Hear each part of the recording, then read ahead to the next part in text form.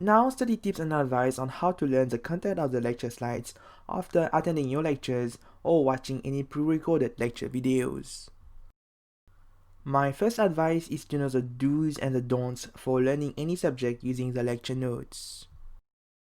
For the first do's, I recommend watching the lecture recordings if some parts of the lecture notes do not make sense to you. This will help you clarify things faster. For the second do's, it might be a good idea to review all the examples done during the class on your own and then compare your workings stepwise with the examples. This will help you discover hidden steps in the calculation that you might never notice if you read the notes lightly. For example, forgetting to convert the units of volumetric flow rate given in liter per hour to its SI unit, which is meter cube per second, before substituting the main equation, or confusing the mini prefix with the micro prefix. For the last do's, pay close attention to the underlying principles and theories used for the derivation of any mathematical correlation, in addition to knowing how to use a formula to solve problems. You might as well get a question worth 10 marks in your finals about deriving an equation, which you might be asked later to use in the second part of the question to calculate the design parameters of the system with all the input data given to you.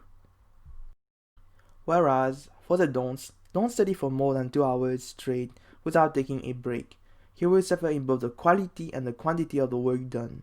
Depending on how you feel, you could start the day by doing something light such as preparing the notes for tomorrow's classes, or something a little more demanding such as learning a new chapter from the lecture notes. Secondly, don't forget to include annotation in your lecture notes to make it easier for you to learn the chapter. You might use different highlighters and write a little comment next to each highlighted section of the notes to indicate which theory or equation is useful.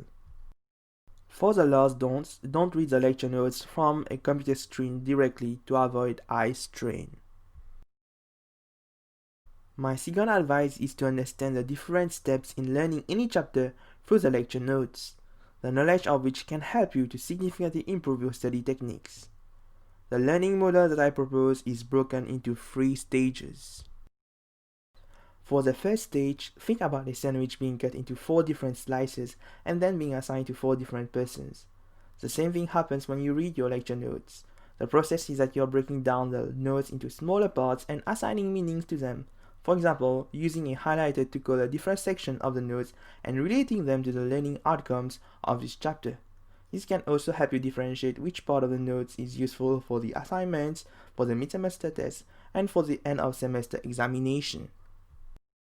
The second step is divided into 2 parts. First, we have memorizing the notes, which can be done by reading the notes multiple times, and second, we have developing a mastery of the theories and principles learned, which is done by attempting the work examples on your own.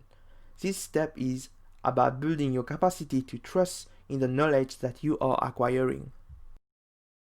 And the last step is to record and use the knowledge to the best you can without the help of the lecture notes.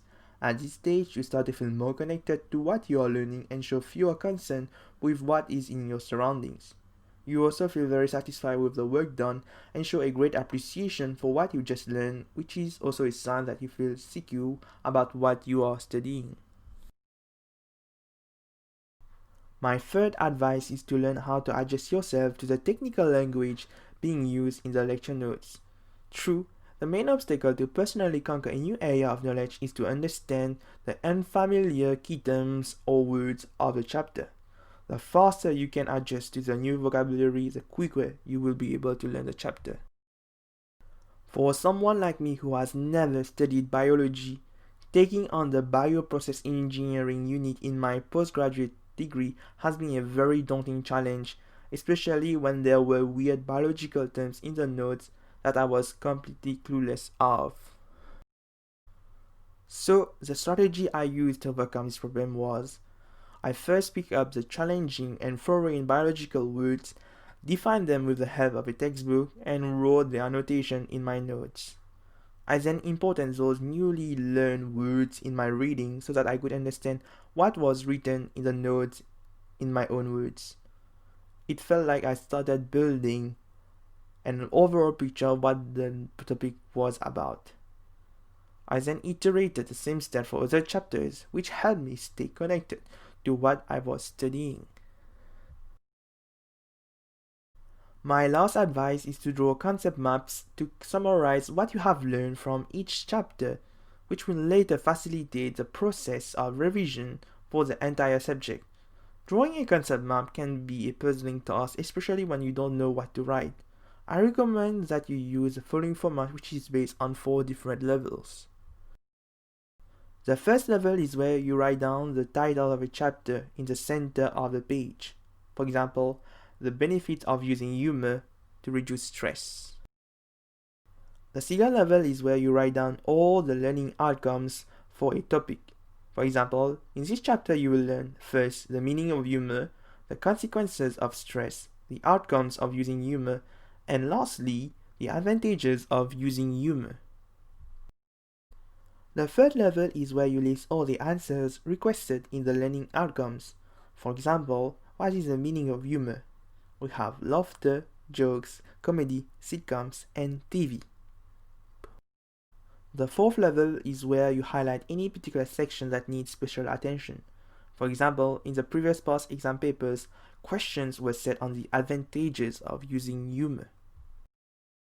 After you are done drawing the concept map by hand or on a computer, I recommend that you print it on an A3 sheet of paper and that you stick it somewhere where you can easily read it.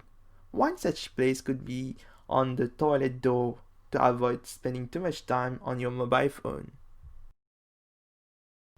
As a bonus advice, most first-year students tend to believe that whatever the lecturer says is supreme and thus spend a great deal of time studying whatever is written in the lecture notes. This is a mistake that I did in my starting semester for Chemistry 1 and went ahead to do the end of semester examination without being aware that only a few sections of the notes were examinable. Based on what I've learned from the lecture notes alone, I attempted all questions with lots of difficulties, and I was not satisfied with my performance at all. I remember getting 70% for this subject, while my friends got above 90%, which was extremely frustrating for me given the amount of time and effort I invested in this subject. After spending some time looking for the reason I did not obtain a high score for Chemistry 1, I discovered that we got questions that were very similar to those that came out in previous examination papers and which my friends attempted before doing the end of semester examination. So the lessons that I learned are: first, I must know what is examinable and non-examinable. Second, I must practice all past exam papers available for this subject to get used to quickly solving the question in the examination. And lastly, some lecturers are so lazy that they would prefer to give students questions that appear in previous past exam papers than to design new questions for the end of semester examination. As a conclusion, each student has their own learning style and thus uses a different approach to conquer a new area of knowledge. However, some methods might yield a significantly better result than others, and this is why you must be aware of the proper study techniques and strategies to conquer each chapter right in the first semester of your university studies. As a mantra, you should say to yourself, I must focus on what is useful for the assessment task and examination alone to make my learning more effective. As summary, learning from the lecture notes sets the foundation for building your understanding of a new area of knowledge. As advice, we explore the do's and the don'ts of using the lecture notes to learn a chapter, the different stages of learning a chapter using the lecture notes, the importance of adjusting yourself to the technical language being used in the lecture notes, and the different stages of drawing a concept maps. And as mantra, you should say to yourself, I must focus on what is useful for assessment tasks and examination alone. That was all for study tips and advice for learning a chapter through the lecture notes. Thank you for your attention. See you in the next video.